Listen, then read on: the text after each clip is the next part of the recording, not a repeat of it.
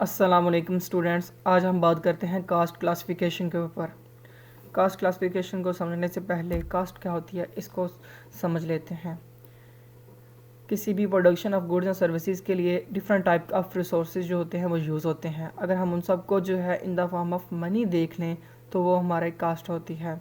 अगर हम simple word में बात करें तो is the amount of expenditure incurred on a particular thing. किसी भी पर्टिकुलर थिंग के ऊपर डिफरेंट तरह के एक्सपेंडिचर अन होते हैं। अगर हम उन सबको कैलकुलेट कर लें तो हमारी क्या है, कास्ट है।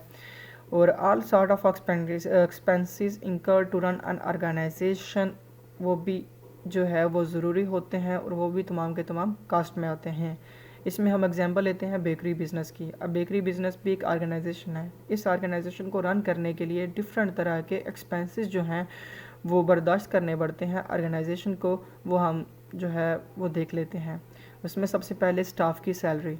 अब बेकर की सैलरी होगी, इसमें सेल्स पर्सनस होंगे, उनकी सैलरीज होगी, वो सब कुछ इसमें आएगा। मैनेजर की सैलरी, एम्प्लॉयज़ डिफरेंट टाइप के होंगे एक बेकरी में, उनको पे करना है, वो भी तमाम की तमाम कास्ट में आएंगे। आगे है cost of all baking material. अब ज़ाहिर है बेकिंग बेकरी है तो उसमें हमें मटेरियल भी तो चाहिए होगा। उसमें लाइक फ्लोर होगा, शुगर, चॉकलेट वगैरह, ये तमाम की तमाम चीज़ें हमें चाहिए होंगी। तो इन सब को ख़रीदने के लिए हमें कुछ पे करना पड़ेगा, तो वो भी कास्ट में आएगा। आगे है फ्यूल कास्ट, सो ट्रांसपोर्टेशन कास्ट। इसके बाद फिर एडवर्टाइजमेंट, हमें अपनी बेकरी की एडवर्टाइजमेंट भी करनी है एंड सम अदर एक्सपेंडिचर हैं जो कि उसमें आते हैं। और कास्ट टाइप जो होती है वो डिफ़र करती है बिज़नेस टू बिज़नेस। जितना बड़ा बिज़नेस होगा उसमें कास्ट के टाइप्स जो हैं वो ज़्यादा होंगे, और जो छोटा बिज़नेस होगा उसमें ज़ाहिर है आपको डिफरेंट तरह की कास्ट बर्दाश्त नहीं करनी पड़ती, तो इसमें कास्ट के जो टाइप्स होती हैं वो कम हो जाती हैं।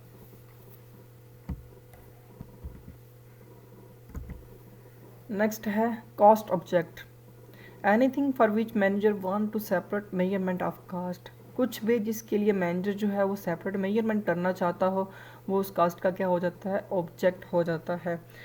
In other words, if the user of accounting information want to know the cost of something, this something is called a cost object. वो इंडिविजुअल यूनिट के रिलेटेड भी हो सकता है, वो डिफरेंट यूनिट्स के रिलेटेड भी हो सकता है, जियोग्राफिकल भी हम उसको देख सकते हैं, सेगमेंट वाइज, डिपार्टमेंट वाइज भी हम देख सकते हैं। डिपार्टमेंट में ह्यूमन रिसोर्सेज वगैरह आ जाते हैं, अकाउंटिंग डिपार्टमेंट आ जाता है। तो अगर हम एग्जांपल के थ्रू इसको थोड़ा सा देख लेते हैं। टोयोटा कंपनी है, उसमें इंडिविजुअल यूनिट है। अब उस एक इंडिविजुअल एक पर्टिकुलर प्रोडक्ट को बनाने के लिए, मॉडल को बनाने के लिए कितनी कास्ट ऑर्गेनाइजेशन को बर्दाश्त करना पड़ती है, ये भी क्या है, एक सेपरेट मेजरमेंट है। अगर हम डिफरेंट मॉडल को एक साथ देखते हैं, ये दोनों डिफरेंट मॉडल है, एक टोयोटा का मॉडल है और एक करोला का मॉडल है, और इनकी कास्ट भी एक क्या है, ऑब्जेक्ट है। आगे है जियोग्राफिक सेगमेंट। इसमें हम देखना चाहते हैं कि जो ऑर्गेनाइजेशन है अगर वो पाकिस्तान में ऑपरेट करती है तो उसमें उसको कितनी कास्ट बर्दाश्त करना पड़ती है। अगर वो यूएसए में ऑपरेशन अपने तमाम कर रही है तो वहाँ पे उसको कितनी कास्ट बर्दाश्त करना पड़ती है। डिपार्टमेंट का आगे ही पहले मैंने बता दिया है कि इसमें अगर हम ह्यूमन रिसोर्स डिपार्टमेंट की कास्ट को चेक करना चाहते हैं तो वो भी एक ऑब्जेक्ट है, और अगर अकाउंटिंग डिपार्टमेंट को चेक करना चाहते हैं तो वो भी एक ऑब्जेक्ट है कि वहाँ पे कास्ट कितनी आ रही है ऑर्गेनाइजेशन को।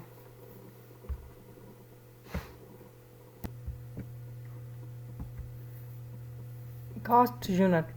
Cost unit is a unit of product or services which has a cost attached to it. Unit of product जिसके साथ कास्ट क्या होती है, अटैच होती है। एग्जाम्पल्स लिखी हुई है नीचे। अ टेबल और chair for furniture manufacture, a room in a hotel, patient पर night.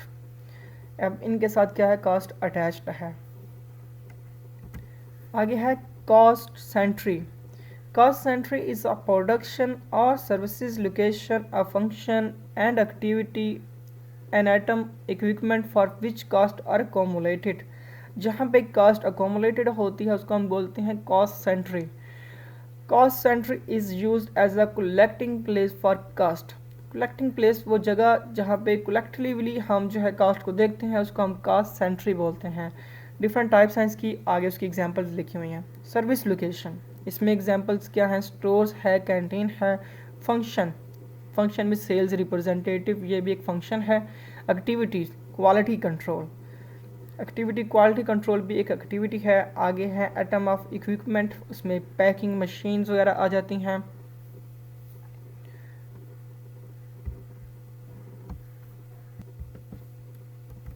Cast classification, cast classification इसमें हम कास्ट को जो है वो डिफरेंट जो है लॉजिकल ग्रुप में एनालाइज करते हैं ताकि वो इन्फॉर्मेशन जो है वो मैनेजमेंट के लिए मीनिंगफुल हो जाए या उसको हम एक्सटर्नली जो है वो फाइनेंशियल रिपोर्टिंग में यूज़ कर सकें। The aim of cost classification is to find the cost incurred in the production of cost unit. This is important for number of reason. सबसे पहला रीज़न क्या है? Setting the selling price so that cost can be covered and a profit can be made. आपने setting करनी होती है selling price की, जिसकी वजह से आपकी कास्ट जो होती है वो कवर हो सके और प्रॉफिट जो है वो आप हासिल कर सके। सेकंड है decision making. For example, if a company is selling 2 products and has to make a decision to stop selling one of them, it will be decided by determining which of the product is making less profit, and profit of course is determined after finding the cost।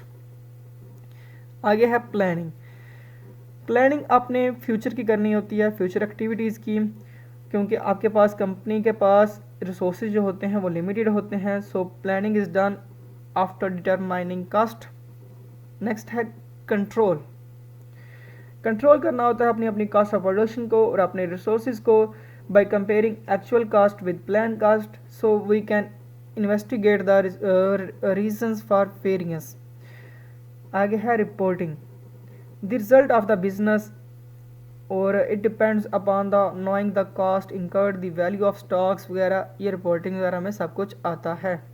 Next है budgeting. Budget करते हैं future के period के लिए, for the upcoming periods के लिए।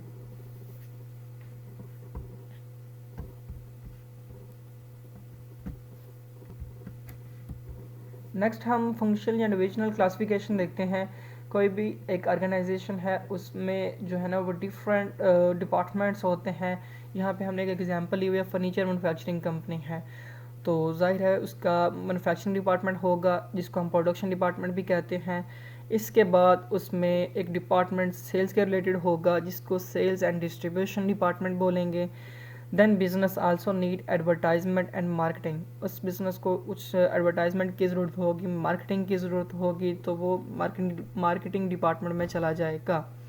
आगे business को एक नीड होती है सेपरेट फंक्शंस को हायर करना, को एम्प्लॉयज़ को हायर करना, उनको ट्रेन करना, तो वो ह्यूमन रिसोर्स डिपार्टमेंट में चला जाता है। इन सब के बाद मनी की भी ऑर्गेनाइजेशन को नीड हो सकती है, तो उसके लिए भी एक सेपरेट डिपार्टमेंट बनाया जाता है जिसको अकाउंट एंड फाइनेंस डिपार्टमेंट के नाम से जाना जाता है। Most business also have a administration department to do all the administrative work, ये एडमिनिस्ट्रेशन डिपार्टमेंट में चला जाएगा। तो सबसे इम्पोर्टेंट वर्ड जहाँ पे नीचे लिखी हुई है, when we classify cost according to the above mention function, this is called functional classification. और इसकी डिटेल जो है वो हम नेक्स्ट स्लाइड्स में देख लेते हैं।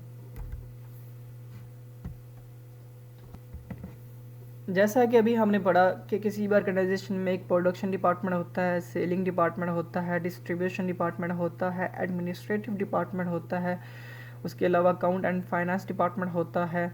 तो अब इन सब को जो है वो हम बारी बारी डिस्कस कर लेते हैं। अगर हम सबसे पहले प्रोडक्शन कास्ट के रिलेटेड बात करें, cost incurred in the making the goods, there are 3 main element of production cost।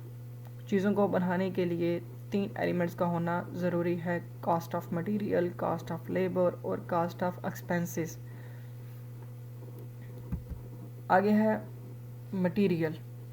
ज़ाहिर हमें कॉस्ट ऑफ मटेरियल चाहिए, तो उसके लिए सबसे पहले मटेरियल क्या होता है इसको देख लेते हैं। The term material refers to all commodities या component which are consumed in the process of manufacture। वो तमाम commodities या components जो कि in the process of manufacture में यूज़ होते हैं उसको हम material बोलते हैं।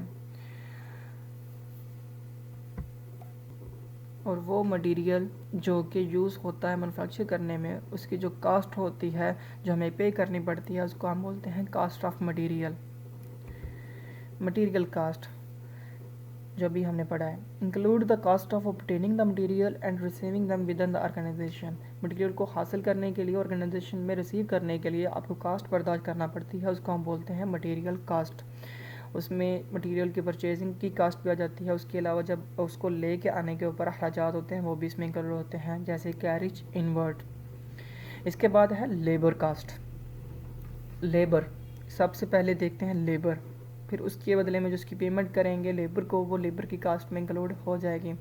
Human effort used for the conversion of material into finished product.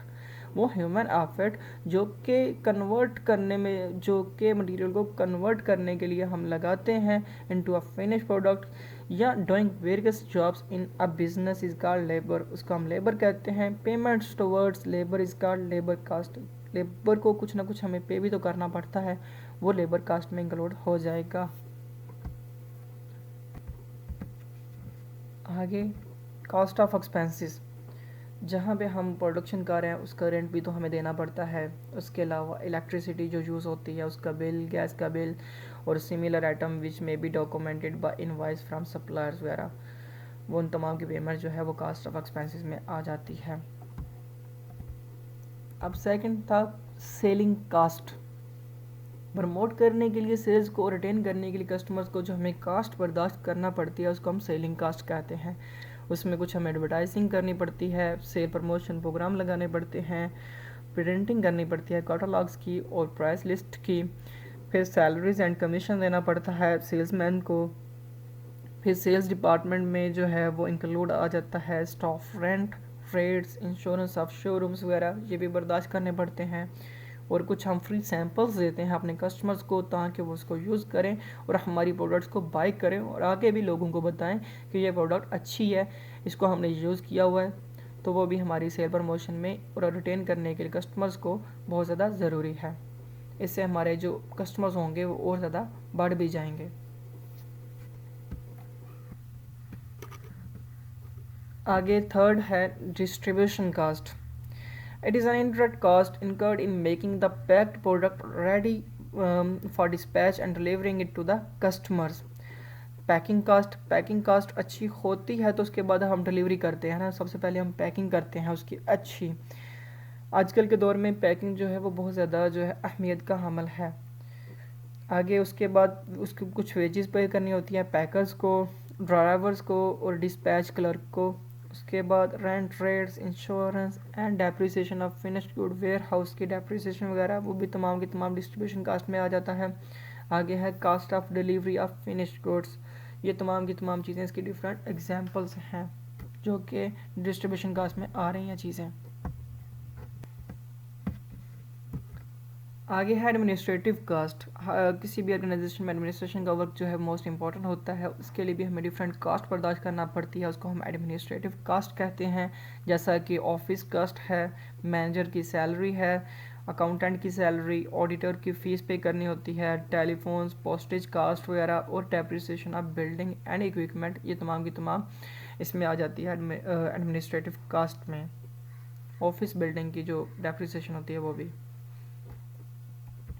आगे है financial cost. Financial cost means कि हमें ना अपने ऑर्गेनाइजेशन को चलाने के लिए जो है वो फाइनेंस की ज़रूरत होती है, और फाइनेंस जो है वो किसी भी बिज़नेस के लिए लाइफ ब्लड है। जैसा कि एक ह्यूमन बॉडी के लिए खून से बहुत ज़्यादा ज़रूरी है, वैसे ही एक ऑर्गेनाइजेशन के लिए जो फाइनेंस जो है वो खून का किरदार अदा करता है। फाइनेंस के बगैर हम बिज़नेस को चलाना जो है वो हमारे लिए पॉसिबल नहीं है। तो उसको जो है वो बारो करने के लिए हमें कुछ ना कुछ तो इंटरेस्ट पे करना पड़ेगा। जो इंटरेस्ट पे करना पड़ेगा वो उसकी फाइनेंशियल कास्ट में इंक्लूड हो जाएगा। आगे है रिसर्च वर्क। अब cost include before making a product like research work. Product को बनाने से पहले भी हमें कुछ ना कुछ कास्ट इंक्लूड करनी पड़ती है। आइडिया जैसे कि कोई भी प्रोडक्ट बनाना है उसके रिलेटेड एक आइडिया होता है, उस आइडिया को फिर इम्प्लीमेंट करना, फिर उसको जो है ना वो मार्केट में बेच के चेक करना क्या हमारी जो प्रोडक्ट है वो इस लायक है कि मार्केट में बिक सके, या लोग उसको पसंद करते हैं नहीं करते। तो प्रोडक्ट को बनाने से पहले उसके पीछे तमाम का तमाम जो रिसर्च वर्क होता है उसकी भी कास्ट होती है, तो उसको हम रिसर्च कास्ट बोलते हैं। Functional classification may have more heads depending upon the size and number of activities of an organization. इसमें इससे ज़्यादा भी किसी ऑर्गेनाइजेशन में हेड हो सकते हैं, वो डिपेंड करता है ऑर्गेनाइजेशन की एक्टिविटीज़ के ऊपर। और इंशाल्लाह नेक्स्ट लेक्चर में हम sub division of production cast पढ़ेंगे, जिसमें डायरेक्ट कास्ट आ जाती है और इनडायरेक्ट कास्ट। डायरेक्ट कास्ट में डायरेक्ट मटेरियल, डायरेक्ट लेबर और डायरेक्ट एक्सपेंसेस वगैरह आ जाते हैं। वो इंशाल्लाह नेक्स्ट क्लास में हम डिस्कस करेंगे।